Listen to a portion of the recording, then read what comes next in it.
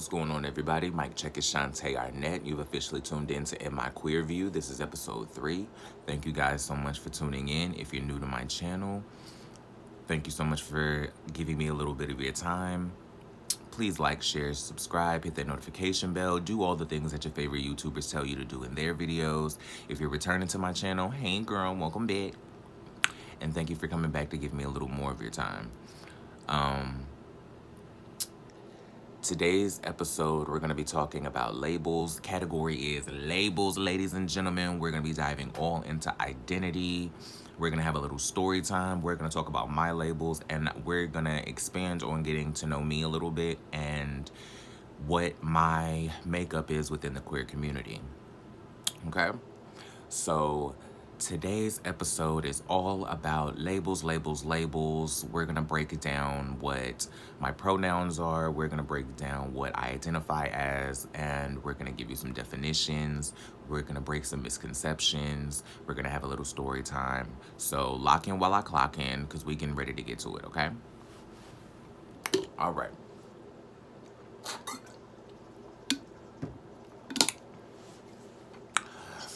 As you guys know, my name is Shantae Arnett, and I identify as non-binary trans femme.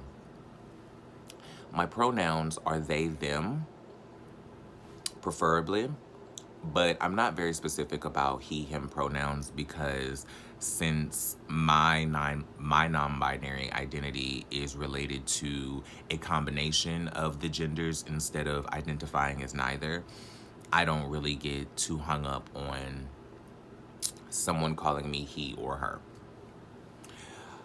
Let's see. What do all of these terms mean? Okay. So I'm going to take a moment here to break down some definitions of non-binary and of trans femme.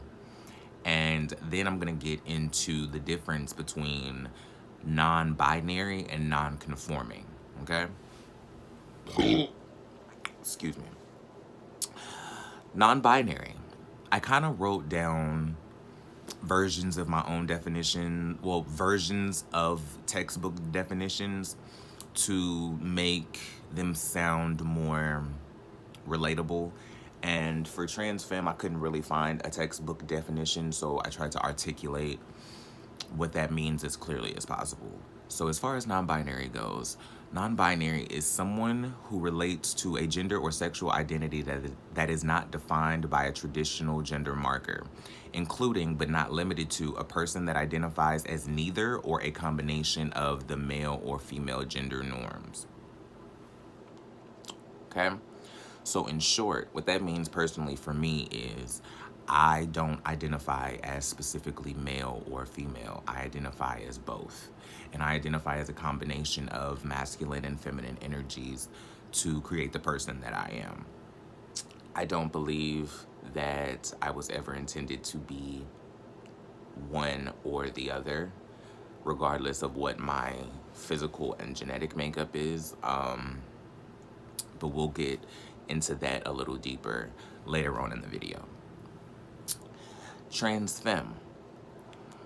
This is a definition that I kind of came up with on my own because I couldn't really find a written textbook definition that I could refer you all to, so I wanted to articulate it as clearly as I could. Trans femme is referring to someone who is assigned male at birth but identifies with femininity to a point of transition, whether it be a full gender transition or transition in a non-binary experience. So, layman's terms version of that is basically trans femme is someone who is identified male at birth, but they relate to the transgender experience to a point where either they want to go through with a full gender reassignment or they are non-binary and they want to transition into a more androgynous presentation. And that's where I am, specifically in the trans femme experience. There's also trans masc for people who are born feminine at birth and they identify with the trans experience and wanting to transition to a more masculine presentation, whether it be completely to male or a non-binary experience where they want to present more androgynous. So trans femme for me, so non-binary trans femme is just someone who doesn't identify as one specific gender. They either identify with both, as I do, or neither. And trans femme is a person who was born assigned male at birth but identifies with the trans experience to a point of transition, whereas it could be a non-binary experience where they want to transition to a more androgynous presentation or a full gender reassignment.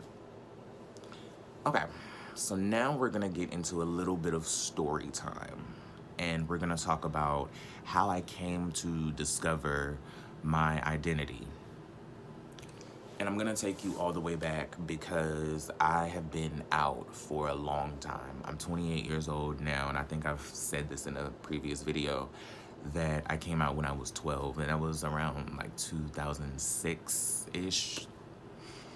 So I was like 12, 13 when I came out, and all I knew at the time was that I liked men, which at that time the language was, if you're a man who likes men, you're gay, right? Although even then, I can recognize points in my life where I never saw myself as a traditional male, but I never, I had heard vaguely of transgender people, but I didn't really know a lot about it because there wasn't a lot of representation in the late 90s and early 2000s. So, well, early to mid 2000s. And like even back being a kid, I never felt like I was a boy or completely a boy, but I never wanted to be a girl either. Like, it was never like, oh, I'm not a boy, so I must be a girl. It was never that. It was like very Britney Spears, like, I'm not a boy, but I'm not a woman. Like, I'm not a girl, not yet a woman, not a man, but whatever.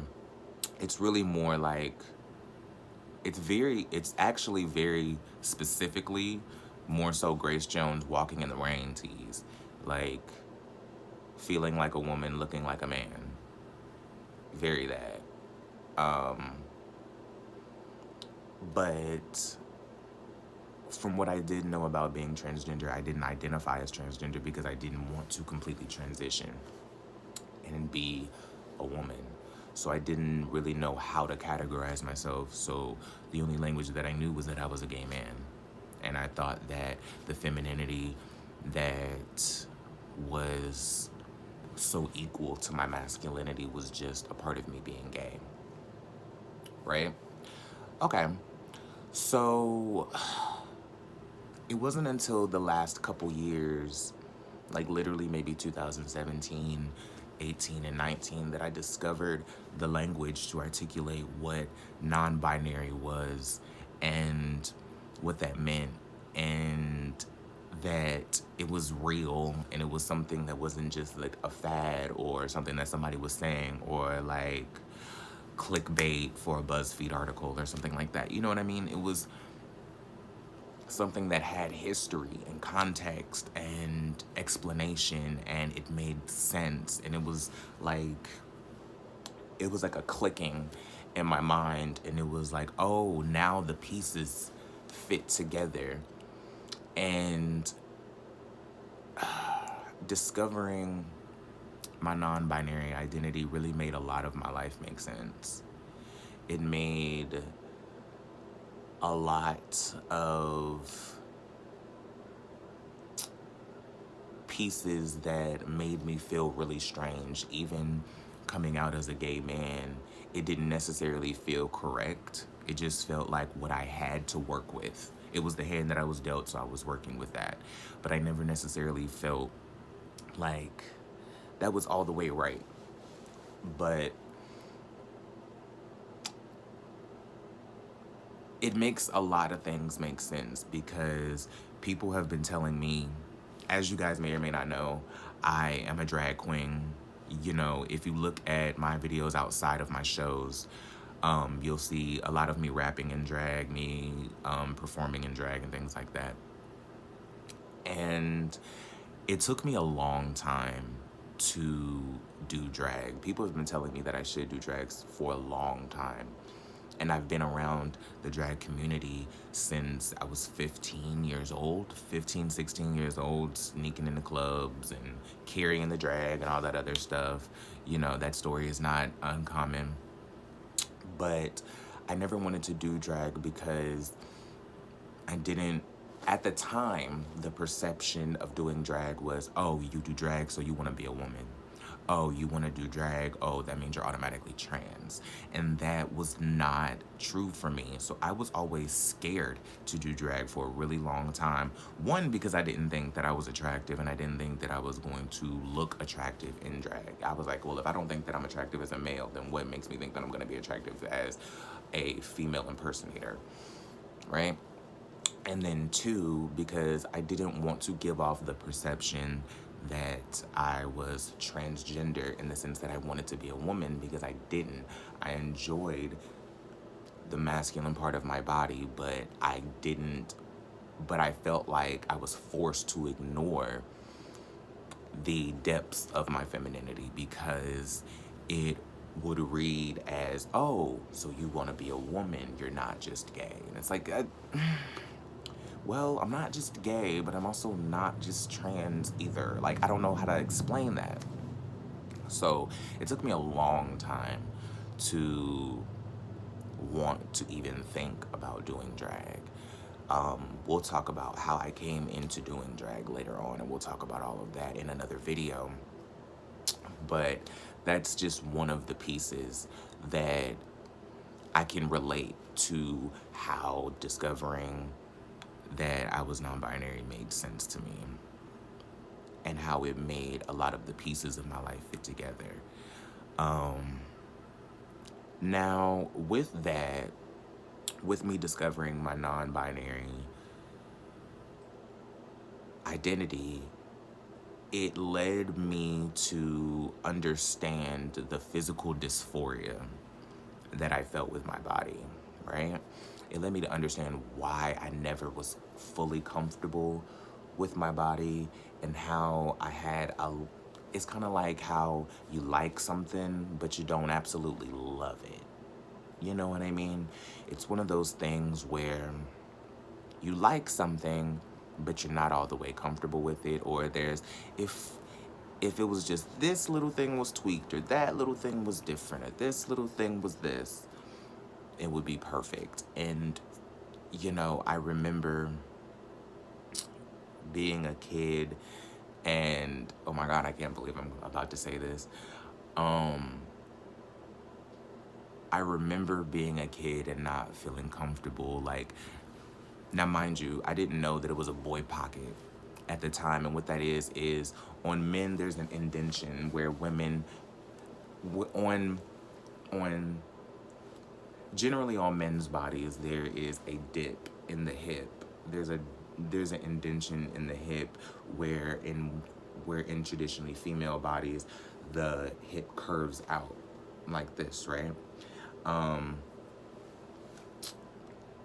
never felt comfortable with that, and I never felt comfortable with the fact that I didn't have hips and that I didn't have a butt, right? And I've always been very bird-chested, very flat-chested. No matter how many push-ups I did, I could never really gain big, you know, pectoral muscles.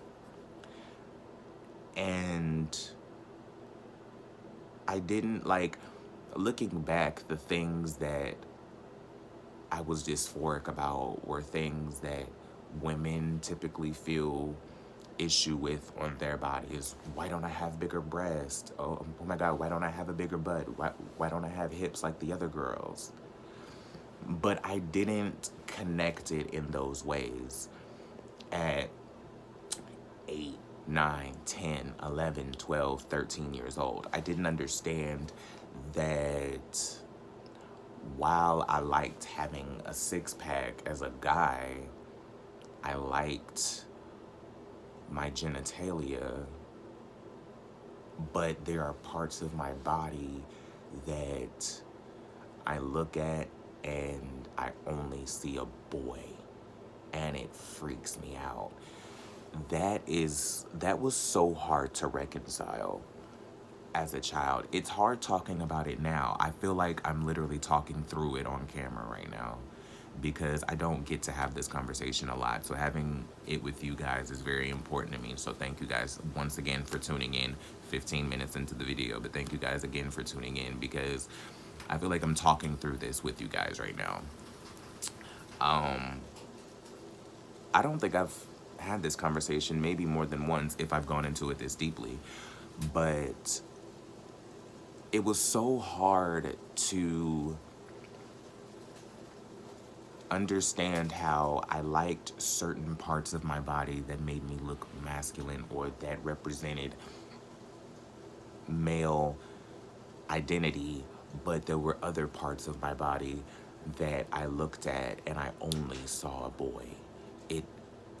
That was so confusing to me, and it didn't make any sense, and it was really hard for me to understand how those two things could exist within the same space, where you like certain parts of your boy body, but there are these parts of your boy body that you wish looked like this, that are stereotypically feminine, but you don't want to be a girl, but you don't, yeah, mind fuck, right?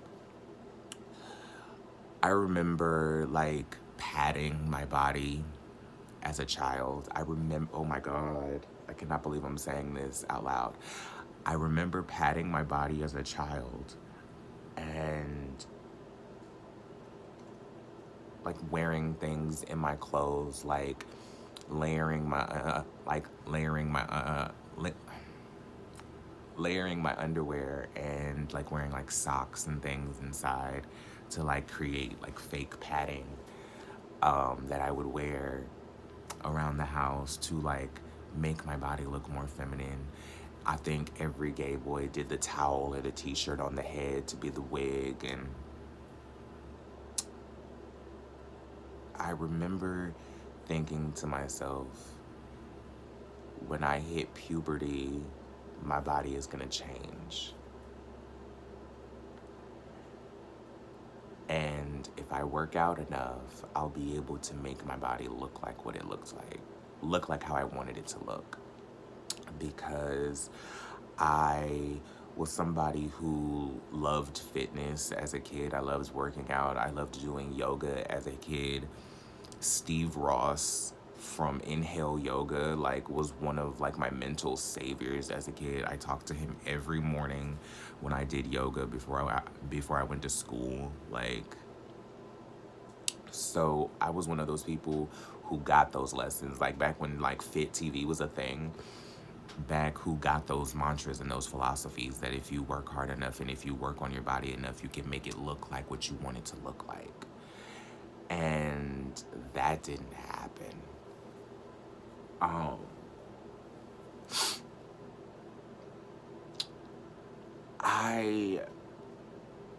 I don't want to make this like sad because I don't hate my body.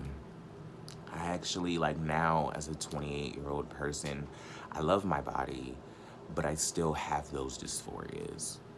And I still, you know, when I am naked, I still see like the bird chest and the deep boy pocket, and I have a little butt now, you know. I have what I like to call booty on the low, where it's like, I got booty, but you don't know until like you really get your hands on it. So a lot of y'all won't never really know, you know. But my husband, he know I got booty on the low. It's all good. He know. It's whatever. But yeah,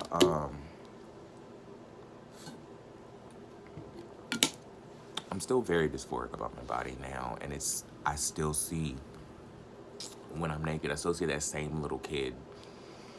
I still see that same little kid. I still see that. So like now, it's crazy. Like now, I've never had this conversation since I've been doing drag, and I've never thought about me trying to pad my body as a kid to look more feminine in relation to me doing drag now. I never reconciled that since I've been doing drag. I've been doing drag almost 2 or 3 years now. And so now a lot of things make sense. And yeah, I'm just gonna move on from that. What I will say is that not every person who identifies as non-binary has dysphoria with their bodies, right? I'm not, you know, speaking for all people when I do this show. I'm not speaking for the entire queer community when I do In My Queer View. I'm not speaking for all Black people or POCs when I do a POC POV.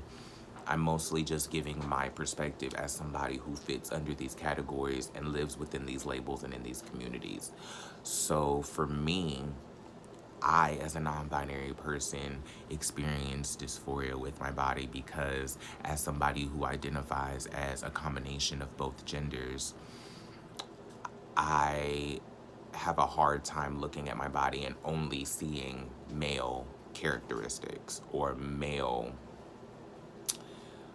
features. So, there are things that I do like drag to manifest my most androgynous self, and the padding and the makeup and the juxtaposition of having a traditionally male torso with, a 7.5 pack. Let's be real, I put a lot of work into my body, so I'm gonna claim every single pack, okay? But drag has been a really awakening and saving thing for me. It's been a very healing thing for me because it's been a platform for me to be able to manifest my most authentic self, as well as give myself a stage to perform on and give myself an identity to live through. And so in doing this series, I never expected to be doing these types of videos out of drag, because Shantae Arnett is the persona and it's the character that I've created to live my most manifested presentation until I am in a position to where I can, fully realize my identity in my real life.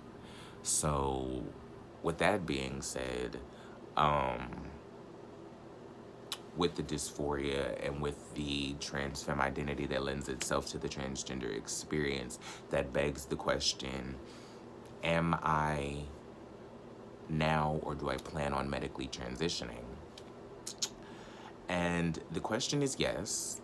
I plan on transitioning into a more androgynous presentation once I'm in a position to do so. I'm currently taking steps to go towards that process, which would involve microdosing hormones, estrogen specifically, but it would involve microdosing hormones so that my body wouldn't rapidly change to a predominantly female presentation, but I could acquire the female traits that come along with taking estrogen, but in a gradual pace so that the change isn't so drastic and, so drastic. And so completely one way. I want my transition to be very reflective of androgyny, and I want to present as a complete combination of the genders. And because I see myself as just as much feminine as I do masculine, and that's not even from a behavior or a character perspective. It's like from an energy and a mental process. When I say a combination of the masculine and feminine energies, it's more so the mental capacity, how I think, how I operate, how I would handle situations. There are parts of my brain that in certain situations will operate in a traditionally masculine perspective based on the context of a situation, whereas in other situations, I will handle a situation inherently in a way that would be leaning towards a traditional feminine brain, right? So when I discovered my non binary identity, it was literally like a light bulb went off because it was like, oh, you're not just like you're not just like a boy that acts feminine. You know what I'm saying? It's like, no, like it's beyond that. You have the ability and the capacity to think and operate and problem solve in the ways that are traditionally masculine as well as traditionally feminine equally. And the way that you maneuver as a person is a true combination of the male and female perspective. It's not just, I want to keep my penis, but also be able to wear a skirt. You know what I'm saying? And that's not a dig at what is traditionally like. You know what? I'm not even going to go into that. I'm going to keep it strictly on me. But in that being said, I do plan on medically transitioning, and I do plan on getting on hormones in a small dosage to bring my body to the point that my spirit, my mind, and my presentation is so that I can live the most authentic life out of drag as well as in drag as well. Excuse me. Right now, drag is me being able to live in my presentation as I desire on the most creative and imaginative level possible. But I thought that was going to be enough. I thought that drag was going to be a way for me to just live in that space and then come back to my life. But over these past few years, it's made me discover that it's not just, my identity is not something that can be lived in an isolated space. My identity is something that has to encapsulate my entire being, and that I have to manifest on a well-rounded and complete perspective and a complete experience. And so with that being said, I'm taking the steps now to be able to live in my non-binary trans femme presentation in a physical perspective outside of drag, instead of just in identity and in vocal awareness. So that's pretty much it on me and my labels and my identity and how I got here and all of those things. I want to hear your stories. I want to hear all of you guys, what are your labels? What do you identify as? What are your pronouns? Are you specific about your pronouns? Why you identify, well, not why you identify the way you identify, but like, you know, like how I say I'm not specific about pronouns because in my non-binary experience, I identify as masculine and feminine in a combination. So I'm not specific about he or she pronouns, even though I preferably go by they and them and their. Why did you choose? Why are you the way you are about your pronouns? You know, how did you get to the discovery of your identity? I want to hear all of your stories. I want to hear how you discovered yourself. I want to hear your stories. I want to hear what your life is like. I want to hear about all of these things. I'm trying to give specific things that I want you guys to tell me, but I want to hear everything that has to do with your labels. I want to hear your stories. I want to hear about how you came into your identity. I want to hear about what it's like living in your identity now. I want to hear about how you connected all the pieces when you discovered what your identity was and what those pieces were in your life. Um, this is a conversation. Um, I'm I'm a little thrilled right now because this is probably one of the most personal videos I've done so far, even though I want all of these videos to be an authentic an authentic representation of my perspective and my views on the community. I also wanted to be able to kind of invite you all in to have the conversation with me because I think that my POV is not the only one that matters. And I created this show not just as a platform for, sorry, there's a B in here.